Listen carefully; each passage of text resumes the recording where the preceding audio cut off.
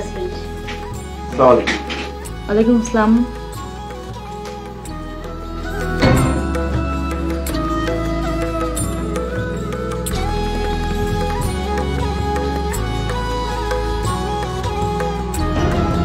Please বসুন।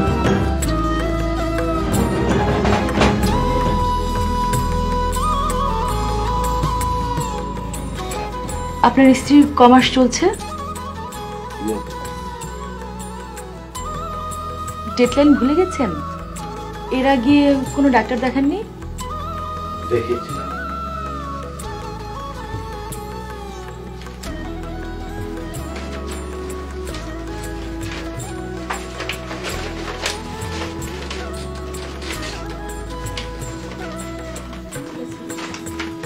আপনি আসুন, আপনাকে কিছু বলতে। জি।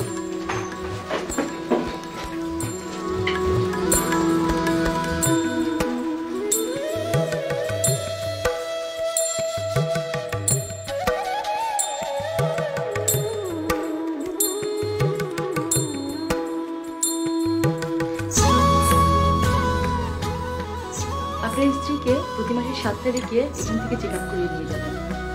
আমি ওনাকে আমার অবজারভেশনে রাখতে চাই। আমরা কি তাহলে বলবো ডাক্তার? G please. আপনি কোনো টেনশন করবেন না। জি আচ্ছা, আপনাকে খুব ভালো লাগলো ডক্টর। থ্যাংকস। আমরা চলে তাহলে? হ্যাঁ। চলো।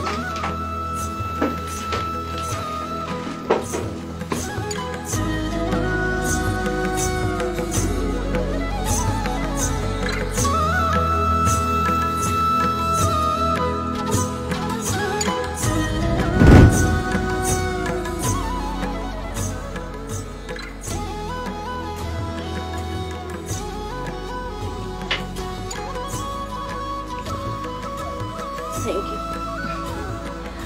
আপনার সময় হয়ে এসছে। আপনার হাজবেন্ডকে বলে তাড়াতাড়ি ভর্তি হয়ে যান।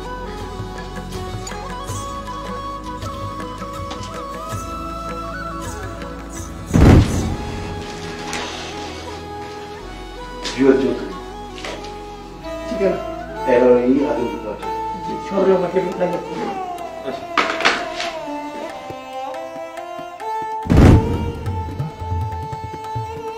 সিস্টার, ঘন্টাখানিকের মধ্যে পেশেন্টকে অপারেশন থিয়েটারে নিয়ে আসুন আর স্যালাইনে ইনজেকশন পুশ করে দিন। ওকে?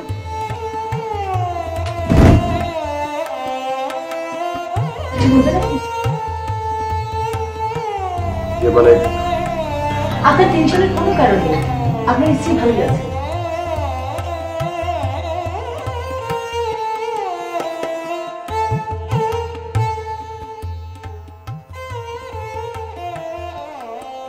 বসুন, আপনাকেই দরকার ছিল।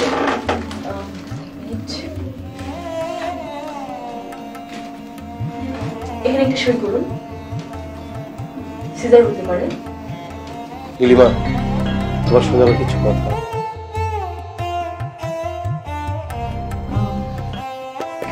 শুনুন, অপারেশন করার জন্য কিছু ওষুধপত্র লাগবে, আমি লিখে দিচ্ছি, আপনি নিয়ে আসুন।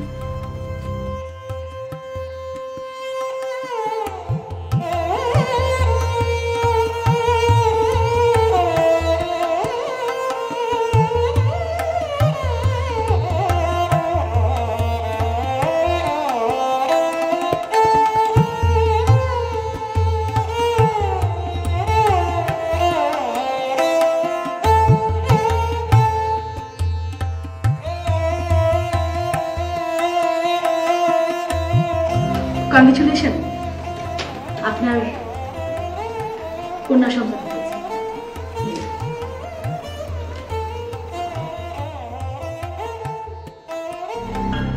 তাকিয়ে আছেন কেন?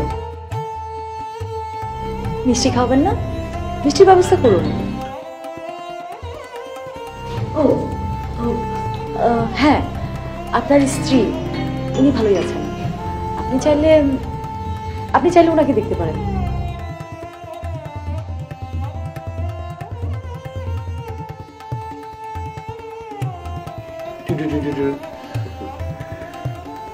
আচ্ছা শোনো, মেয়ে হওয়াতে তোমার মন খারাপ হয়নি তো? কি যে বলো না তুমি, আমি খুব খুশি হয়েছি।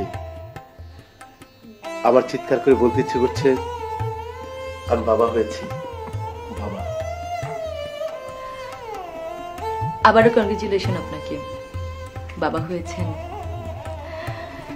খুব ভাগ্যবান আপনি, সুন্দরী বউ পেয়েছেন।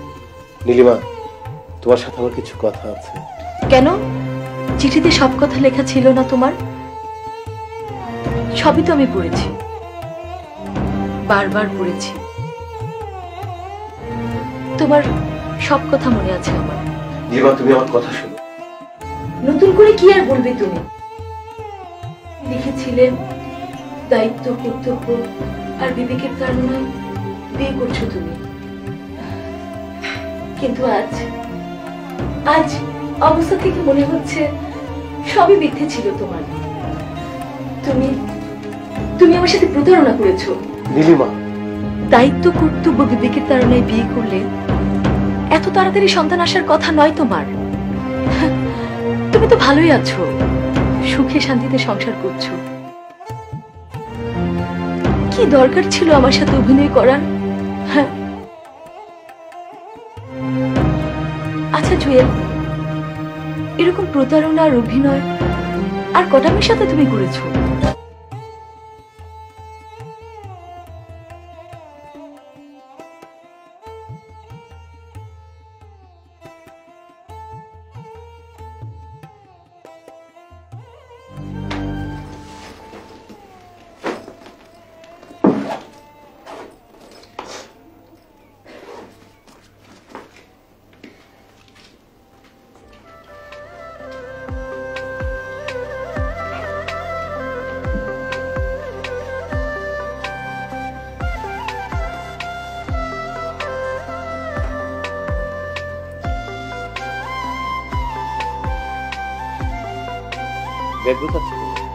আমি তো সুস্থ হয়ে গেছি, আমাকে বাড়িতে নিয়ে যাও।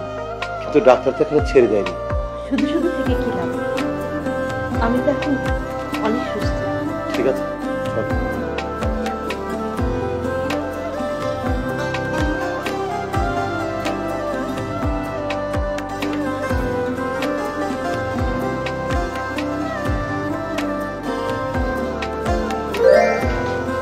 বৌমা, জি মা। আমার দাদু মেয়েকে 2 বেলা ভালো করে তেল মালিশ করছো তো? হ্যাঁ মা, আপনার ছেলে অনেক লোশন এনে দিয়েছে। আমাদের সময় এসব কোনো লোশনই ছিল না, আমরা তো তেলই দিয়েছি সবসময় গায়ে। আর আমি আমার সোহেল জুয়েলকেও তেলই মালিশ করেছি। বৌমা, জুয়েল কি আজও দেরি করে ফেলবে? কেন মা, কোনো দরকার? আমি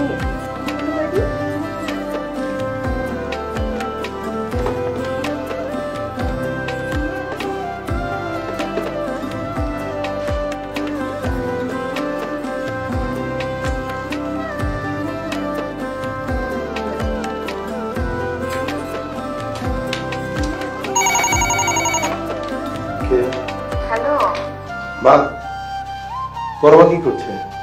নতুন মায়ের কথা খুব জিজ্ঞেস করা হচ্ছে না? আর এই বুড়ো মায়ের কষ্টের কথা জানার দরকার নেই। বলো মা, তোমার কি কষ্ট? বাবা, তুই বৌমাকে নিয়ে বিয়ের পর কোথাও যাসনি। মা, তুমি তো জানো মা, ব্যবসা নিয়ে আমি হিমশিম খাচ্ছি। আমি একেবারে একজন তো এমনি করে সারাক্ষণ কাজের দোহাই দিতে দিতে চলেই গেল। ঠিক আছে, আমিও অপেক্ষা থাকলাম, দেখি কবে তোর কাজ শেষ হয় আর কবে তুই বৌমাকে নিয়ে বাইরে যাস।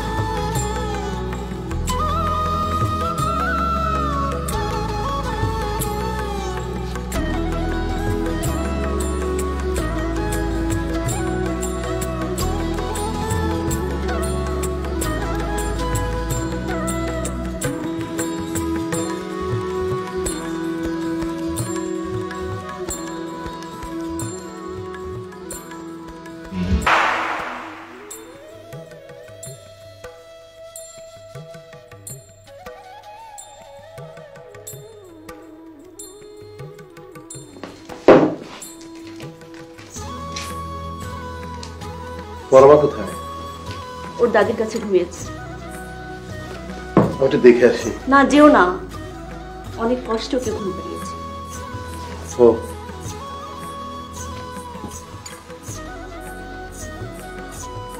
সরি নীলাঞ্জনা, আমি বোধহয় তোমার কষ্টের সাথে শেয়ার করতে পারছি না। কি করব বলো, আমি বিজনেসে খুব ব্যস্ত হয়ে পড়েছি। আচ্ছা, পরমা কার মতো হয়েছে দেখতে? না মানে মা বলছিলেন ওর চোখ দুটো নাকি দেখতে আমার মতোই হয়েছে। মায়ের মতোই হওয়ার কথা।